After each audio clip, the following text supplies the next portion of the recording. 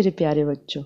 तो आप सबका बहुत बहुत वेलकम है अपना कूल स्कूल में।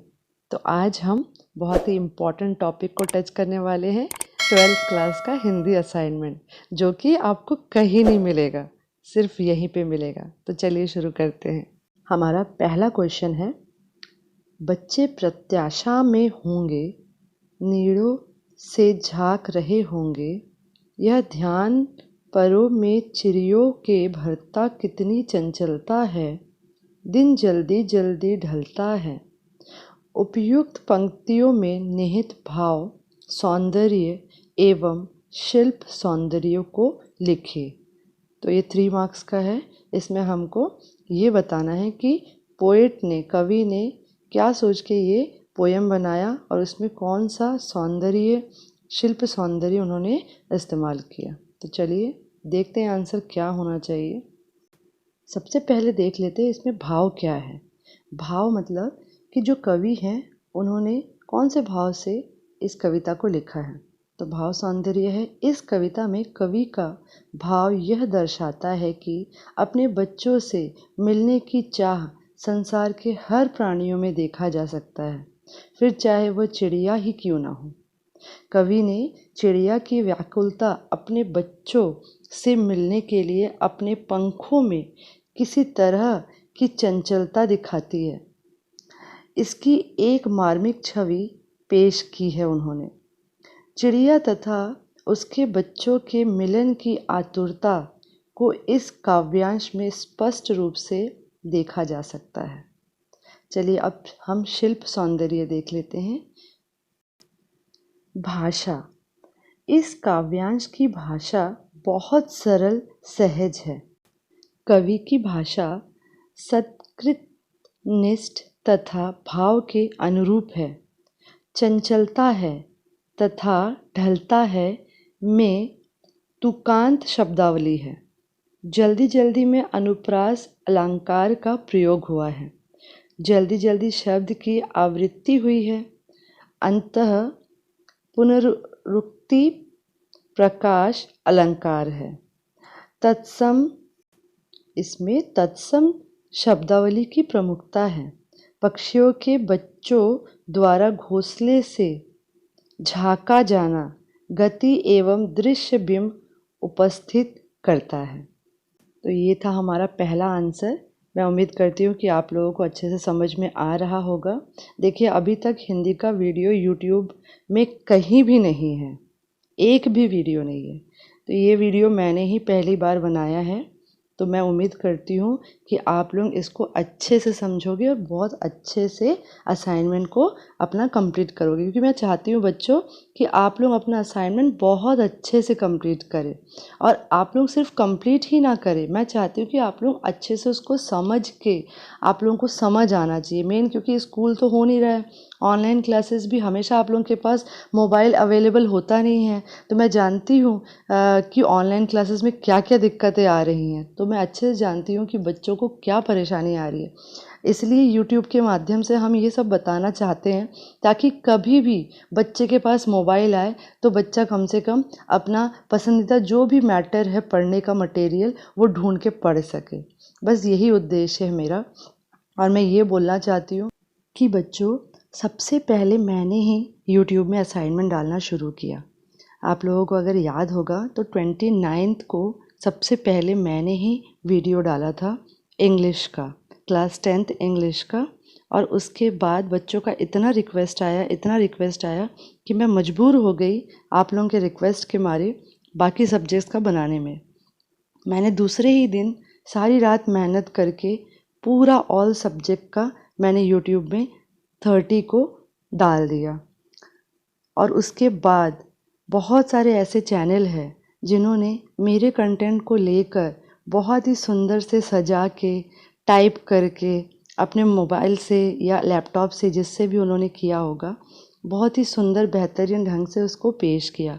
मैं उसकी सराहना करती हूँ कि उन्होंने मेरे हाथ से लिखे हुए कंटेंट को इतने अच्छे से और प्रेजेंटेबल बनाया। इसके लिए मैं खुश हूँ। बट मुझे दुख इस चीज़ का है कि मेरे ही मैटर लेके मुझे ही लोग गंदा और बुरा भला बोलने लगे हैं। तो ये चीज़ें मुझे नहीं अच्छी लगी। मैं मेहनत करती हूँ सिर्फ़ और सिर्फ़ अपने बच्चों के लिए, क्योंकि एक टीचर का अगर कोई खजाना होता है तो उसका स्टूडेंट ही होता है। तो आप सब बच्चे मेरे लिए खजाने से कम नहीं हैं। तो बस आपकी तकलीफ़ मेरी तकलीफ़ और आपकी खुशी मेरी खुशी, इसलिए मैं सिर्फ़ आप लोगों को हेल्प करना चाहती हूँ ये असाइनमेंट के ज़रिए। तो आप लोग भी मुझे हेल्प करिए, कम से कम मेरे इस वीडियो बनाने के पीछे एक लाइक, एक सब्सक्राइब और 2 शेयर ज़रूर कीजिएगा। चलिए अब आगे बढ़ते हैं। अब हम नेक्स्ट क्वेश्चन करने वाले हैं, क्वेश्चन नंबर 2। तो अब क्वेश्चन नंबर 2 में देखते हैं, पतंग नामक कविता का केंद्रीय भाव अपने शब्दों में लिखिए। यानी कि अगर आपने पतंग नाम का कविता पढ़ा है तो उसमें आप क्या समझ पाए, उसका क्या मतलब था, जो कविता थी उसका क्या भाव था, यानी उसकी क्या फीलिंग थी, क्या भावना थी उस पोयम में, तो वही हमको बताना है। तो चलिए देखते हैं इसको कैसे लिख सकते हैं। बच्चों, हो सकता है आपको मेरी हिंदी की राइटिंग उतनी अच्छी ना लगे, हो सकता है मेरे से बहुत ज़्यादा अच्छी हो आप लोगों की राइटिंग। तो अगर मेरी राइटिंग बुरी लगे या कुछ समझ ना आए तो मुझे माफ़ कीजिएगा। तो चलिए आंसर को पढ़ते हैं। पतंग कविता में कवि ने बाल सुलभ इच्छाओं व उमंगों का सुंदर वर्णन किया है। पतंग बच्चों की उमंग व उल्लास का रंग बिरंगा सपना है। शरद ऋतु में मौसम साफ हो जाता है। चमकीले धूप बच्चों को आकर्षित करते हैं। वे इस अच्छे मौसम में पतंगे उड़ाते हैं। आसमान में उड़ती हुई पतंगों को उनका बाल मन छूना चाहता है। वे भय पर विजय पाकर गिर गिर कर भी संभलते रहते हैं। उनकी कल्पनाएं पतंगों के सहारे आसमान को पार करना चाहती है। प्रकृति भी उनका सहयोग करती है। तितलियां उनके सपनों की रंगीनी को बढ़ाती हैं। मौसम साफ होता है, धूप चमकीली होती है और चारों तरफ उमंग का माहौल होता है। तो देखिए, ये था इस पोयम का भाव, यानी कि हम बोल सकते हैं इस पोयम में ये फीलिंग थी। आपको एक बात बताना चाहती हूँ, मेरी भी छोटी सी बच्ची है 2 साल की। जब ये मैं पोयम पढ़ रही थी तो मुझे अचानक से उसकी एक बात याद आ गई। मैं बीच में आपको टोक रही हूँ, सॉरी, पर वो बात आप सुनेंगे तो आपको भी बहुत अच्छा लगेगा कि बाल मन कितना मासूम होता है। वो 2 साल की बच्ची मुझे कहती है कि मम्मी देखो, तितलियाँ रोज़ नए नए ड्रेस पहन के आती है, अलग अलग कॉस्ट्यूम्स में आती है। तो मैं पहले सोचने लगी कि ये क्या बोल रही है। फिर बाद में मैंने सोचा कि सच में हर तितली तो अलग होती है, अलग रंग की, अलग अलग सुंदरता लिए हुए। तो मेरी बच्ची ने बोला कि मम्मी देखो, ये रोज़ नए नए कपड़े बदल बदल के आती है। तो मुझे भी लगा कि हमने तो कभी ये गौर ही नहीं किया कि हमारे आसपास क्या हो रहा है। तो चलिए अब से आप अपने आसपास छोटी छोटी चीज़ों को गौर से देखा करिए। अब नेक्स्ट क्वेश्चन की तरफ बढ़ते हैं।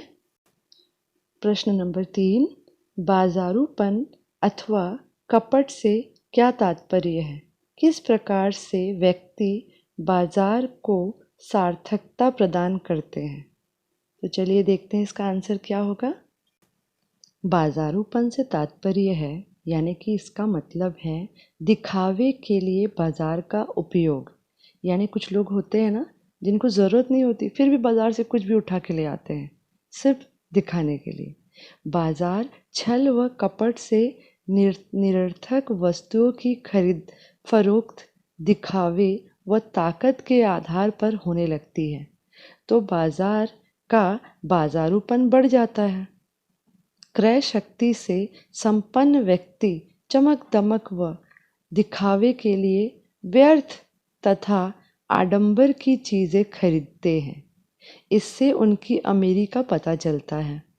ऐसे व्यक्ति बाजार की चकाचौंध में खोकर केवल बाजार पर ही निर्भर रहते हैं और अपना धन और समय नष्ट करते हैं। लेखक कहते हैं कि बाजार की सार्थकता तो केवल ज़रूरत का सामान खरीदने में ही है, तभी हमें लाभ होगा। देखिए कितनी छोटी सी चीज़ है, लेकिन हम कभी इसको ध्यान नहीं देते। बहुत सही कहा है कवि ने। चलिए अब हम नेक्स्ट क्वेश्चन को देख लेते हैं। अपने सामान की बिक्री बढ़ाने के लिए बाजार में आज किन किन तरीकों का उपयोग किया जा रहा है? उदाहरण सहित संक्षिप्त परिचय दीजिए।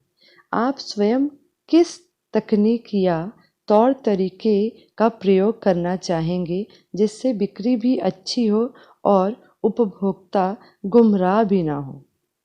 तो चलिए इसका आंसर लिखते हैं।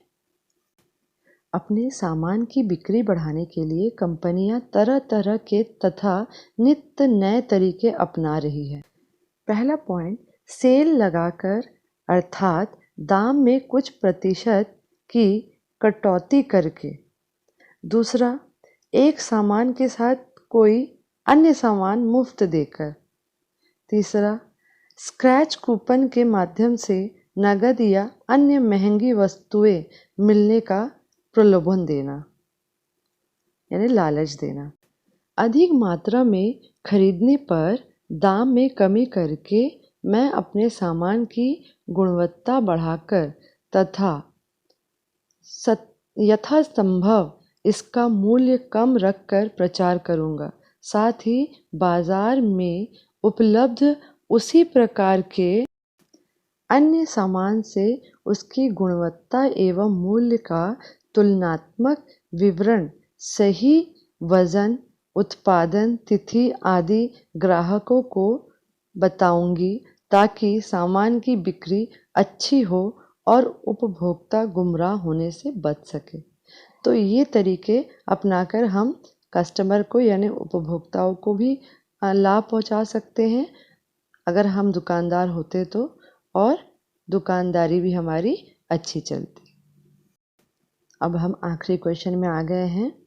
निम्न में से किसी एक विषय पर अपने विचार लिखिए। दोनों में से किसी एक पे लिखना है। वैश्विक महामारी कोरोना का जीवन शैली पर प्रभाव। अभी कोरोना का टाइम चल रहा है, तो इससे हमारा लाइफ कैसे इफ़ेक्ट हुआ है, मतलब हमारे लाइफ में क्या क्या चेंजेस आई हैं, एक उसके ऊपर लिखना है। या फिर ऑनलाइन शिक्षा का महत्व। तो देखिए, ये जो ऑनलाइन आप लोगों की पढ़ाई हो रही है, जो कि थोड़ी सी हो रही है और थोड़ी सी नहीं हो रही है ना, तो उसके ऊपर भी आपको लिखना है। तो दोनों में से कोई एक ऑप्शन आप चुन सकते हैं। तो चलिए, मैंने भी एक चुना है, उसके ऊपर लिखते हैं। तो मैंने वैश्विक महामारी कोरोना का जीवन शैली पर प्रभाव लिखा है। प्रकृति परिवर्तनशील है, समय समय पर प्रकृति का रूप बदलता रहता है। मनुष्य ने भी परिवर्तन की उपयोगिता और आवश्यकता को स्वयं एवं परिस्थितियों के साथ बदलना प्रकृति से ही सीखा है। आज कोरोना महामारी एक तात्कालिक, वास्तविक और विराट त्रासदी है। एक महाप्रकोप है जो हमारी आंखों के सामने घटित हो रहा है। आज मनुष्य भी इस वैश्विक महामारी में कोरोना के प्रकोप से बचने के लिए मनुष्य भी कछुए की भांति लॉकडाउन के में घर के अंदर सुरक्षा कवच में सिमट गया है। लॉकडाउन में मनुष्य की जीवन शैली में बहुत तेजी से बदलाव आया है। उसकी दिनचर्या बिल्कुल बदल गई है। सोने, जागने, खाने पीने, नहाने धोने के समय में भी बदलाव आया है। उसकी पूर्व की सुनिश्चित एवं व्यवस्थित जीवन शैली शत विशत हो गई है। लॉकडाउन के चलते विचार, भावनाएं, अभिवादन के तरीके, संबंधों के निर्वहन के तरीके सब बदल गए हैं। मैंने दूसरा भी लिख दिया है, ऑनलाइन शिक्षा का महत्व। शिक्षा लोगों के जीवन का एक महत्वपूर्ण हिस्सा है। अच्छी शिक्षा प्राप्त करना हर देश के नागरिक का अधिकार है।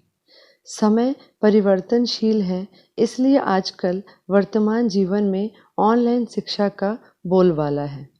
ऑनलाइन शिक्षा एक ऐसा माध्यम है जहां शिक्षक दूर से और दुनिया के किसी भी कोने से इंटरनेट के माध्यम से जुड़ सकता है। शिक्षक स्काइप, ज़ूम इत्यादि ऐप के ज़रिए वीडियो कॉल करते हैं और हम लोग भी तो सीजी स्कूल हमारे गवर्नमेंट ने जो शुरू किया है वो भी बहुत अच्छा ज़रिया है। तो वीडियो कॉल करते हैं और बच्चे लैपटॉप या कंप्यूटर या स्मार्टफोन पर शिक्षक को देख और सुन सकते हैं।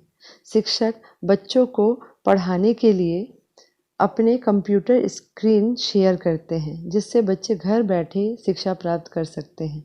लॉकडाउन के इस वक्त जहां सभी शिक्षा केंद्र बंद हैं, वहां ऑनलाइन शिक्षा ने अपनी जगह बना ली है। इंटरनेट की सहजता के कारण वर्षों से ऑनलाइन शिक्षा लोकप्रिय हो रही है। ऑनलाइन शिक्षा के माध्यम से विदेश जाकर महंगी पढ़ाई नहीं करनी पड़ती आजकल। ज़्यादातर प्रोफेशनल कोर्सेज ऑनलाइन होती है। विद्यार्थी ऑनलाइन पढ़ते हैं और ऑनलाइन परीक्षा देकर अपनी निश्चित डिग्री प्राप्त कर लेते हैं। ऑनलाइन शिक्षा की वजह से विद्यार्थियों को कहीं जाना नहीं पड़ता और इससे यात्रा के समय तथा पैसे की बचत हो जाती है। अपने सुविधा अनुसार छात्र वक्त का चुनाव कर ऑनलाइन क्लासेस में शामिल हो जाते हैं। तो देखिए, ये था हमारा दोनों टॉपिक जिसको मैंने कवर करवा दिया और दोनों को मैंने बहुत ही सरल भाषा में लिखा है, जो हम डेली अपने आम दिनों के हिसाब से बातचीत करते हैं, बिल्कुल वैसा ही लिखा है। और जैसे हमने लॉकडाउन के बारे में लिखा है, जैसा हम फील कर रहे हैं, बिल्कुल वैसा ही लिखा है ना। वैसे ही शिक्षा, ऑनलाइन शिक्षा के बारे में भी ऐसे ही हो रहा है ना, जो मैंने पहले भी कहा कि सब बच्चे अपने समय अनुसार अपना जो स्टडी मटेरियल है वो इंटरनेट से ढूंढ के पढ़ ही लेते हैं और ये बच्चों के लिए बहुत अच्छा भी है और ज़रूरी भी है। तो बच्चों, आज यहीं तक हम ख़त्म करते हैं। आप लोगों से बात करना बहुत अच्छा लगता है, तो इसीलिए बातें तो होती रहेंगी। अगले वीडियो में वेट करिएगा नेक्स्ट वीडियो का। Bye bye.